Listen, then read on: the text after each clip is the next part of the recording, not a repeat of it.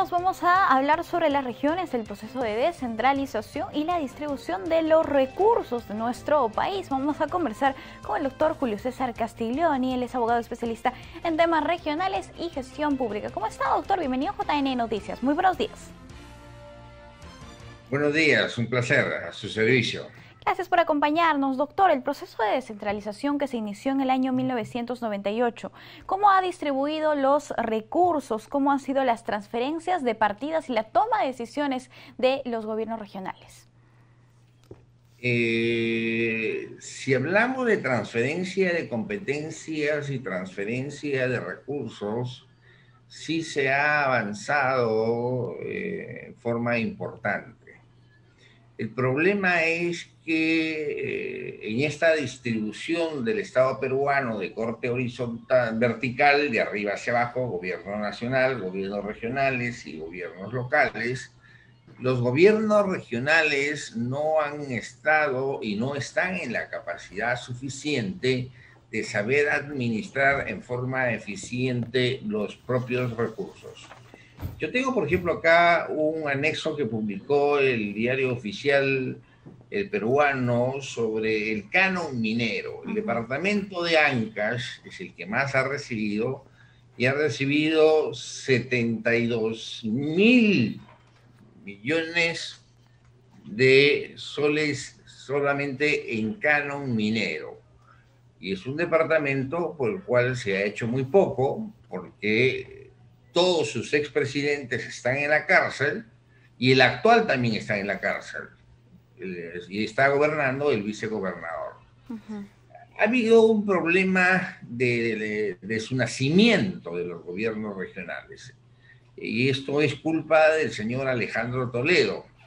El señor Alejandro Toledo llevó a cabo elecciones en los departamentos y geográficamente no existen regiones, lo que existen departamentos, y en cada departamento existe un gobierno regional. Por eso siempre nos confundimos y decimos el gobierno de Lima Provincias, el gobierno de Ica, el gobierno regional de Tumbes. No, sigue siendo departamentos porque no se crearon nunca las regiones. Antes se hablaba, cuando se estaba discutiendo el proceso de descentralización, se hablaba de unas regiones macro y, por ejemplo, se hablaba de un modelo de regionalización y descentralización que era Arequipa, Moquegua, Tacna y Puno.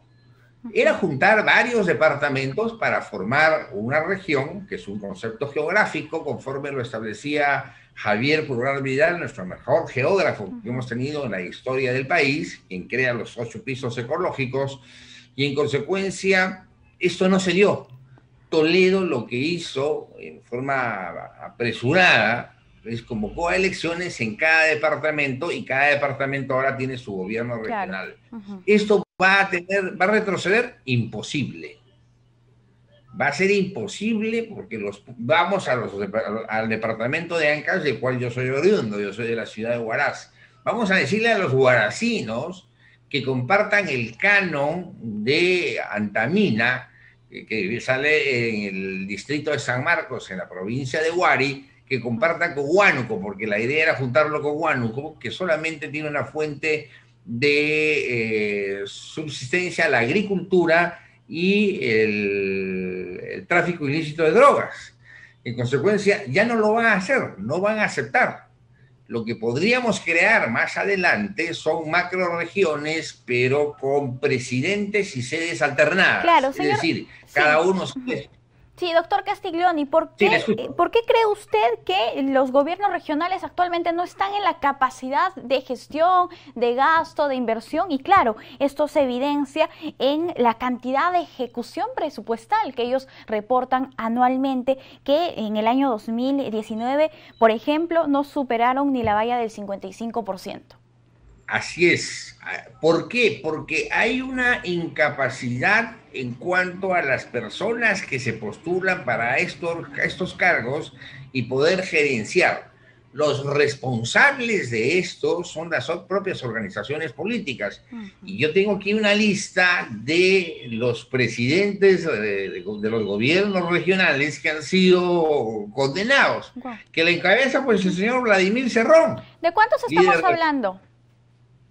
¿Perdón? ¿De cuántos gobernadores presos o con sentencia estamos hablando? Estamos hablando que aproximadamente estamos hablando de 15 presidentes, expresidentes regionales que han estado presos y han estado en la cárcel y condenados.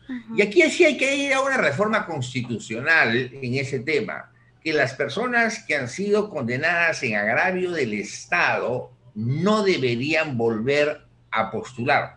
O sea, ¿por qué? Porque han medrado las arcas del Estado. En consecuencia, al no estar preparadas estas personas y las organizaciones políticas, no tener, y los movimientos regionales, no tener una capacidad de poder capacitarlos a sus candidatos a los gobiernos regionales y a sus funcionarios, en consecuencia, tenemos un mal manejo de los recursos e incluso tienen que devolver al erario nacional el dinero que ha sido transferido. Claro. Entonces, aquí lo que han fracasado son los gobiernos regionales y los partidos políticos y las organizaciones regionales en cuanto al manejo de los recursos y más no el gobierno nacional y más no la ciudad capital. Doctor, entonces, ¿qué se puede hacer para solucionar este problema, para fortalecer a nuestras regiones, para tener mejores gestores, menos corrupción en nuestras regiones? Tendríamos que hacer algunas cosas, ponerle mayores requisitos a los candidatos. Yo sé que todas personas tienen el derecho de elegir y ser elegido, pero para ser candidato a gobernador o vicegobernador, pues ponerle mayores requisitos, como por ejemplo, formación que tiene que hacerle el partido, la organización política, en descentralización, en regionalización, que son conceptos totalmente distintos. Descentralización es transferir competencias. Regionalización es un concepto estrictamente geográfico. Y en consecuencia, exponerle más requisitos. La ley orgánica de gobiernos regionales es una ley muy mala. La ley orgánica de municipalidades es mucho mejor y tiene mayores candados que la ley orgánica de los gobiernos regionales. Pese a eso, también los gobiernos regionales no se quedan atrás, los gobiernos locales no se quedan atrás en cuanto a actos de corrupción, y recordemos pues el de Manos Limpias del Chiclayo, que fue un acto vergonzoso que se dio a nivel de Chiclayo. En consecuencia, lo que tenemos que ponerle es mayores requisitos, exigirle que los candidatos que postulen, así como se ha puesto un año de militancia, pero un año, o sea, también que tiene que haber un año de militancia y de capacitación en la organización política, para que estas personas, cuando postulan, tengan el conocimiento suficiente y no vayan a aprender. El primer año se pasan aprendiendo, el segundo año se pasan tratando de ejecutar, el tercer año ya quieren ejecutar. Y bueno, ya se les acaba el periodo, antes se les venía la reelección y ahora se les acaba el periodo, y en consecuencia al cuarto año han terminado por no hacer obras de gran envergadura. Sí. Ese es el problema. Por eso el Perú profundo, yo soy de la sierra, yo soy del departamento de Ancash, de Huaraz, el Perú profundo reclama de que no se han hecho obras de gran envergadura, pero es por culpa de sus autoridades regionales y autoridades locales. No también, es por culpa de... Sí, pero no se puede negar que también existiría cierta falta de voluntad a nivel nacional, el gobierno nacional, por ejemplo, en el caso del aeropuerto de Chinchero en Cusco, que han gestionado constantemente sus autoridades locales y que finalmente no se ha concretado hasta el momento. Estamos hablando más de 40 años. Sí, pero el problema ahí, usted sabe que la concesión cuando se entrega está en discusión, y había la hermana de un ex primer ministro, ministro de Economía, que estaba comprometida. Yo como presidente de la República tampoco le hubiera dado pase. lo que hubiera hecho es anular ese proceso de concesión y convocar a un nuevo proceso de concesión. Bien. Porque evidentemente había muchas... Sí, hay mucho trabajo por hacer en ese sentido, ¿no?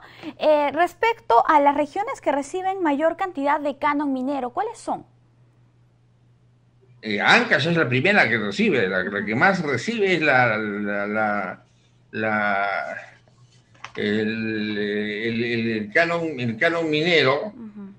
Después tenemos Arequipa, y tenemos Cajamarca. En la provincia constitucional del Callao se recibe las rentas de aduana, que es un monto increíble, porque ahí se ingresa diariamente el dinero y solo se distribuye en el Callao. Y ahora hemos visto que no se ha hecho gran labor en el Callao. Claro, va a la universidad a una parte, van a otras instituciones, pero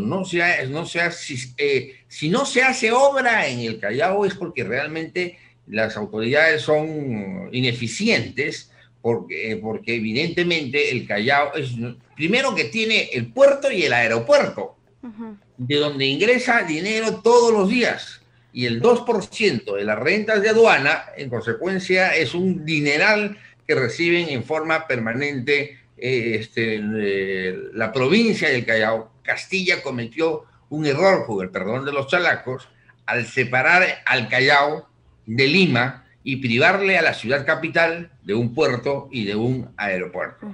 Bien. Bien, señor Castiglioni, hay mucho trabajo que hacer respecto a gestión, ¿no? Y como conversamos durante la entrevista, prueba de ello es que no se tiene mayor ejecución en nuestras regiones. Hay mucho trabajo por hacer y esperemos que en los próximos años mejore esta situación. Estamos muy agradecidos con usted por acompañarnos aquí en JN Noticias. Ok, muy amable, gracias. Siempre a su servicio. Gracias, amigos. Vamos a hacer una brevísima pausa. Volvemos.